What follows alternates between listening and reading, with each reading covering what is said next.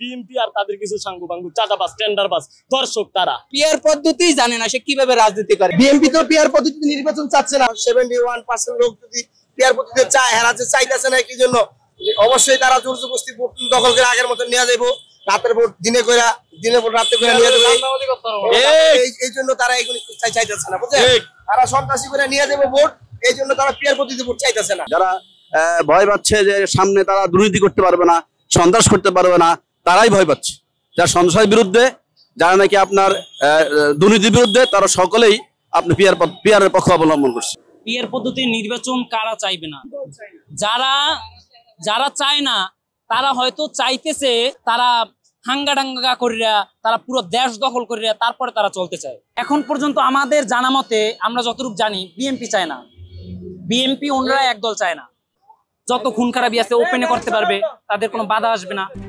RICL TMX, যুগের পর যুগ স্থাপনা থাকে মজবুত। স্পষ্টভাবে বলতেছি যে পিয়ার পদ্ধতিতে নির্বাচন কারা চায় না, যারা আগামীতে ফ্যাসিস্ট তৈরি করতে চায়, যারা চাঁদাবাজি টেন্ডারবাজি ধর্ষণ করতে চায়, তারা পিয়ার পদ্ধতিতে নির্বাচন চায় না। আর যারা পিয়ার পদ্ধতিতে নির্বাচন চায়, তারা তৌহিদের পক্ষে, ইসলামের পক্ষে, বাংলাদেশের যত নাগরিক আছে সকলের পক্ষে।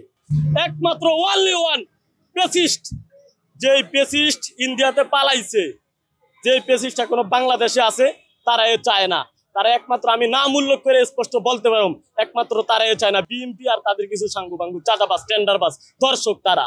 ইনশাল্লাহ আশাবাদী, পিয়ার পদ্ধতিতে নির্বাচন হলে ফ্যাসিস্টদেরকে বাংলাদেশের জনগণ প্রত্যাখ্যান করবে এবং ইসলামপন্থী যারা আছে তাদেরকে বোঝেন নাই সংসদে ঢুকাবে। মাত্র একটা দল বাদে একটা দল চাইতেছে তারা পিয়ার না হোক, কারণ তারা চায় পিয়ার যদি হয় তাহলে তাদের দুর্নীতি, চাঁদাবাজি, খুন খারাপি এটা করতে পারবে।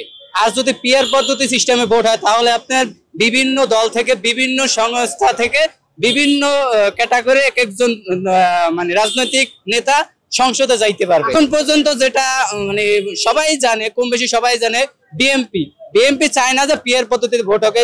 কিছুদিন আগে বিএনপি সালাউদ্দিন নিজেই বলেছিল যে বিএনপি খায় না মাথায় দেয়। আসলে সে পিয়ার পদ্ধতি জানে না সে কিভাবে রাজনীতি করে। সে যদি পিয়ার পদ্ধতি নিয়ে এই কথা বলতে পারে তাহলে আমরা মনে করব যে তাদের ভয় হলো যে পিয়ার পদ্ধতি হলে তারা আত্মসাৎ, জনগণের মাল অন্যায়ভাবে আত্মসাৎ করতে পারবে না, চাঁদাবাজি করতে পারবে, তাদেরকে নিষেধ করা যাবে না। কারণ পিয়ার হইলে সমস্ত রাজনৈতিক দল হিসেবে এক একজন যাবে ওই জায়গা। সংসদে আমরা চাই সমস্ত রাজনৈতিক দল থেকে একজন পিয়ার সংসদে যাক। সংসদে গেলে সবাই সবার কথা তুলে ধরতে পারবে। আর যদি এক দল থেকে যায় তাহলে কিন্তু নিজস্ব বাকশাল প্রতিরোধ হয়ে যায়। আমি যা চাইবো তাই হবে, জনগণ যা চাইবে তাই হবে না। আমি যদি বলি রাত, যদি দিন বলে দিন। বিএনপি তো পিয়ার পদ্ধতিতে নির্বাচন চাচ্ছে না।